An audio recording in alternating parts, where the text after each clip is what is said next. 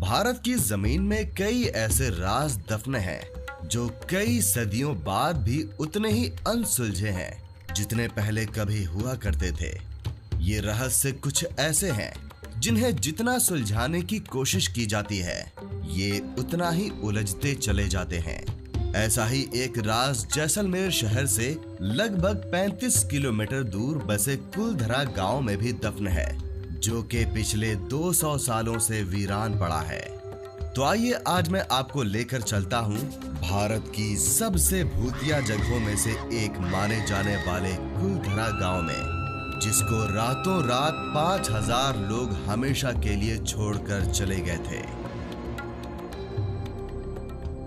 कुलधरा पहुंचने के लिए आप अपने निजी वाहन से या जैसलमेर से कैब लेकर भी आ सकते हैं। बताया जाता है कि कई 100 सालों पहले पालीवाल ब्राह्मण समाज के लोग जैसलमेर में बस गए थे और फिर उन्होंने सरस्वती नदी के किनारे इस कुलधरा गांव को बसाया था। एक ब्राह्मण कधान ने सबसे पहले इस जगह पर अपना घर बनाया था और साथ में एक तालाब भी खोदा था, जिसका नाम उसने उधनसर रखा था। करीब 200 साल पहले जब कुलधरा खंडहर नहीं था, तब इस क्षेत्र के आसपास के 84 गांव पालीवाल ब्राह्मणों से आबाद हुआ करते थे।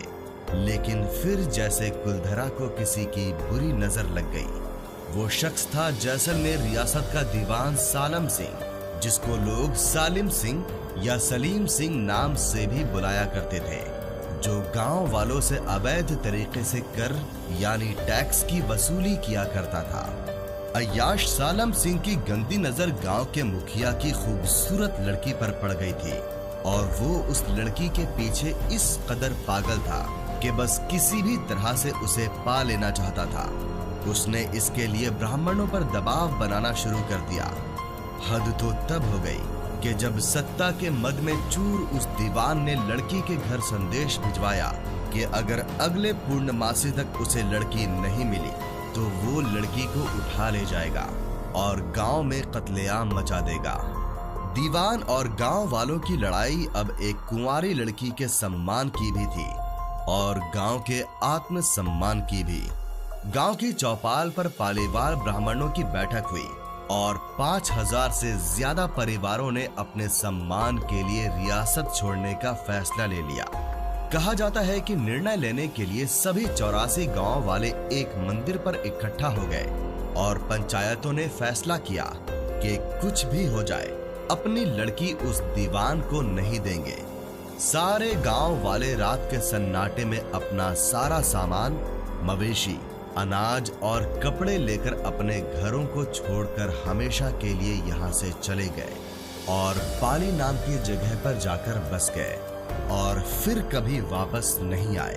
और कुलधरा कुछ यूं वीरान हुआ कि आज परिंदे भी इस गांव की सरहदों में दाखिल होने से डरते हैं। कहते हैं गांव छोड़ते वक्त उन ब्राह्मणों ने इस जगह को श्राप दिया था कि यहाँ कभी भी कोई बसावट नहीं हो पाएगी। आपको बता दें कि बदलते वक्त के साथ 82 गांव तो दोबारा बस गए, लेकिन 2 गांव कुलधरा और खाभा तमाम कोशिशों के बाद भी आज तक आबाद नहीं हुए हैं। ये गांव अब भारतीय पुरातत्व विभाग के संरक्षण में है, जिसे दिन की रोशनी में सैलानियों के लिए रोज खोल दिया जाता है। मैं बताना चाहूंगा कि जैसलमेर में आज भी सालिम सिंह की हवेली मौजूद है, लेकिन उसे देखने ज्यादा लोग नहीं जाते हैं। आइए जानते हैं कि यहाँ के एक गाइड का कुलधरा के बारे में क्या कहना है। ये जो गांव अभी जो आप जो वॉच देख के आए हैं, ये ऐसे 84 विलेज है। ये सबसे बड़ा गांव था, इसका नाम है कुलधरा गांव है। कुलधरा इसको एम्प्टी विलेज बोलते हैं, घोस्ट विलेज इसलिए बोलते हैं। जो 80-90 साल के जो बुजुर्ग लोग थे ना, बताते हैं कि वो भाग नहीं पाए, उन्होंने पानी के अंदर नमक डालकर, जेट डालकर यहीं मर गए थे। और इनमें से जो आपने देखा होगा मंदिर है, जब मंदिर के अंदर मूर्ति नहीं है, मूर्ति जब गांव खाली हुआ ना तो गांव वाले मूर्ति साथ में लेके गए। बताते हैं इनके पालीवाल गांव था, इनका सिंध प्रांगत था, सेवा पूजा का काम था, बहुत खूबसूरत लेडियाँ थी इनकी। सालिम सिंह एक अत्याचारी आदमी था, उसका नाम था जालिम सिंह। वो यहाँ का प्राइम मिनिस्टर था, जैसलमेर का सबसे पहला प्राइम मिनिस्टर वो था। वो इस औरतों को उठा के लेके जाता था, सच गाँव की औरतों को उठा के ले जाता था, बताते हैं। और 1 घंटे बाद इसको एक लेडी चाहिए थी, राक्षस पर्वती का आदमी था ये। इस गांव की मुखिया की लड़की पसंद आ जाती है 1815 के अंदर, इसलिए वो गांव खाली हुआ। शादी नहीं कर देने के कारण ये गांव रातों रात 1815 के अंदर गांव यहाँ से पलायन करके गए और पाली गांव बसाया इन्होंने। तो ये गांव पूरा चुरियासी गांव रातों रात खाली हुआ सालिम सिंह दीवान के कारण। ये इनका जो है पानी का है तालाब है, जब कुएं है इसके अंदर, जब पानी कुएं के अंदर नहीं आता था, बारिश का पानी अगर होता तो पानी तालाब के साथ लेते थे, नहीं तो कुएं का पानी पीते थे। इनके शमशान घाट भी बने हुए, और ये गेट जो है बाद में गवर्नमेंट ने बनाया, आर्कोलॉजी डिपार्टमेंट ने बनाया है। और पूरे काउडंग किया हुआ था मकानों के अंदर, काउडंग होता है ना, गोबर नीप के बनाता है। और ऊपर लकड़ियाँ जो थी वो गांव वाले लेके गए, बताते इस गांव में कोई चीज़ ले जा नहीं सकता है, जो भी लेके जाता है उसकी बीमारी हो जाती है या वापस लाल के डले जाते हैं। कहा जाता है कि ये गांव रूहानी ताकतों के कब्जे में है। पर्यटक स्थल में बदल चुके कुलधरा गांव में घूमने आने वालों के मुताबिक यहाँ रहने वाले पालीवाल ब्राह्मणों की आहट आज भी सुनाई देती है। उन्हें वहाँ हर पल ऐसा अनुभव होता है कि कोई आस पास चल रहा है। बाजार के चहल पहल की आवाजें आती हैं, महिलाओं के बात करने और उनकी चूड़ियों और पायलों की आवाज भी आती रहती है। प्रशासन ने इस गांव की सरहद पर एक फाटक बनवा दिया है, जिसके पार दिन में तो सैलानी घूमने आते रहते हैं, लेकिन रात में इस फाटक को पार करने की कोई हिम्मत नहीं करता है। इस गांव में बने पत्थर के मकान अब धीरे धीरे खंडहर बन चुके हैं, लेकिन इन खंडहरों से अतीत में इस गांव के समृद्ध होने का पता चलता है। कुछ घरों में चूल्हे, बैठने की जगह और घड़े रखने की जगह की मौजूदगी से ऐसा लगता है जैसे कोई यहाँ से कुछ समय पहले ही गया है। यहाँ की दीवारों से उदासी का एहसास होता है। खुली जगह में बसे होने की वजह से सन्नाटे में सरसराती हुई हवा की आवाज यहाँ के माहौल को और भी उदास बना देती है। इस गांव में एक बावड़ी भी है, जिससे गांव के लोग पानी पिया करते थे। यही नहीं, बल्कि एक खामोश गलियारे में उतरती कुछ सीढ़ियां भी हैं। कहते हैं कि शाम ढलने के बाद अक्सर यहाँ कुछ आवाजें सुनाई देती हैं। लोग मानते हैं कि वो आवाज 18वीं सदी का वो दर्द है जिससे पालीवाल ब्राह्मण गुजरे थे। गांव के कुछ मकान हैं जहां रहस्यमयी परछाई अक्सर नजरों के सामने आ जाती है। दिन की रोशनी में सब कुछ इतिहास की किसी कहानी जैसा लगता है, लेकिन शाम ढलते ही कुलधरा के दरवाजे बंद हो जाते हैं और दिखाई देता है रूहानी ताकतों का एक रहस्यमय संसार। लोग कहते हैं कि रात के वक्त यहाँ जो भी आया वो हादसे का शिकार हो गया। मई 2013 में दिल्ली से भूत प्रेत व आत्माओं पर रिसर्च करने वाली पैरानॉर्मल सोसाइटी की टीम ने कुलधरा गांव में रात बिताई थी। टीम ने माना कि यहाँ कुछ न कुछ असामान्य जरूर है। शाम के वक्त उनका ड्रोन कैमरा आसमान से गांव की तस्वीर ले रहा था, लेकिन उस बावड़ी के ऊपर आते ही वो कैमरा हवा में गोते लगाता हुआ जमीन पर आ गिरा, जैसे कोई था जिसे वो कैमरा मंजूर ना हो। ये सच है कि कुलधरा से हजारों परिवारों का पलायन हुआ, लेकिन ये भी सच है कि कुलधरा में आज भी राजस्थानी संस्कृति की झलक मिलती है। पैरानॉर्मल सोसाइटी के उपाध्यक्ष अंशुल शर्मा की मानी जाए तो उनके पास एक डिवाइस है जिसका नाम घोस्ट बॉक्स है।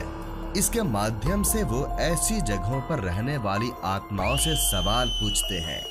कुलधरा में भी उन्होंने ऐसा ही किया, जहाँ कहीं आवाजें आई तो कहीं असामान्य रूप से आत्माओं ने अपने नाम भी बताए। इस रहस्यमय गांव में कई हिंदी मूवीज की भी शूटिंग हुई है। तो जानते हैं कि यहाँ बैठने वाले एक बाबा इसके बारे में क्या कहना चाहते हैं। मेरा नाम सुमार गाँव में। अब पिक्चर की शूटिंग हुई थी यहाँ पे? बहुत हुए जी, शूटिंग मतलब बहुत हुए। कच्चे धागे, रुदाली, अमेरिका, करिश्मा, शक्ति। आपको भी ले लिया था पिक्चर में उन्होंने? हाँ, अकबर जोधा, लेकिन सबके लिए अंदर नहीं थे। अच्छा। एक दो। किस में आ गए थे आप? किस में? मैं कच्चे धागे में। अच्छा। हाँ जी। और उसमें कालों में भी? कालूम नहीं था। अच्छा। झूठ नहीं होगा मेरे। हाँ, नहीं सही है। आप कहाँ से? हम आगरा से। आगरा से। आए हैं आगरा कभी आप? नहीं आए जी, नहीं अच्छा आए। अच्छा, 20 साल से आप 30 हुए? साल। 30 साल से हुए यहाँ। जी ये- मेरा गाँव तो यही है। ये सब रोड वगैरह कब बना है यहाँ पे ये सब? अभी ये मालूम नहीं, मैं करीब इसको हो गया 17-18 साल। 17-18 साल हो गए जी, यहाँ पे। नवा है जी, नवा। अच्छा, नवा है। ये गेट वगैरह नवा है। पहले गाँव यहाँ से 2-1.5 किलोमीटर गाँव आगे है। कुलधरा गांव जो है, तो लोग आते थे पहले यहाँ पे? पहले समय में मैं अपने इंडियन लोग कोई नहीं था। इंडियन नहीं आते थे, नहीं विदेशी आते थे सब। हाँ, सब विदेशी लोग इतने आते थे कुलधर के अंदर, तो उसको साइट नहीं मिलता था, वो अपना कैंप ही कहाँ लगाए। वो फिल्म अच्छे अच्छे बन गए। कल भी फिल्म थी जी। कल फिल्म हुई थी हाँ शूटिंग? जी, वो कल शूटिंग हुआ था ना, वो अक्षय कुमार। अक्षय कुमार अच्छा। जी, वो एक दिन का उसका कमीशन परमिशन लेके आए थे एक दिन? एक दिन का। अच्छा अच्छा। यहाँ से नहीं लेते, वो जयपुर से लेके आए। अजय जयपुर से परमिशन लेके आए थे। वहाँ मिलते हैं। मैं बताना चाहूंगा कि आप कुलधरा गांव में रोजाना सुबह 8 बजे से शाम 6 बजे तक घूम सकते हैं, और क्योंकि ये जगह भूतिया मानी जाती है, इसीलिए सूर्यास्त के बाद इसके द्वार बंद कर दिए जाते हैं। ये जगह जैसलमेर के नजदीक थार रेगिस्तान में होने की वजह से बहुत गर्म रहती है, इसीलिए यहाँ घूमने के सबसे अच्छे महीने दिसंबर और जनवरी के हैं, जब आपको यहाँ गर्मी नहीं लगेगी और धूप से परेशान हुए बिना आप रेगिस्तान में सुनसान पड़े इस कुलधरा गांव को आराम से घूम सकते हैं। तो ये था कुलधरा गांव और इससे जुड़ा रोचक इतिहास और रहस्य। अगर आप चाहते हैं कि मैं किसी खास इमारत का वीडियो आपके लिए बनाऊं, तो उस जगह का नाम नीचे कमेंट करके जरूर बताइएगा। अगर आपको मेरा ये वीडियो पसंद आया हो तो इसको लाइक और शेयर करना मत भूलिएगा, और अगर आप मेरे चैनल पर नए हैं तो इसको सब्सक्राइब जरूर कर लीजिएगा। आपका बहुत बहुत धन्यवाद। आपका दिन शुभ रहे।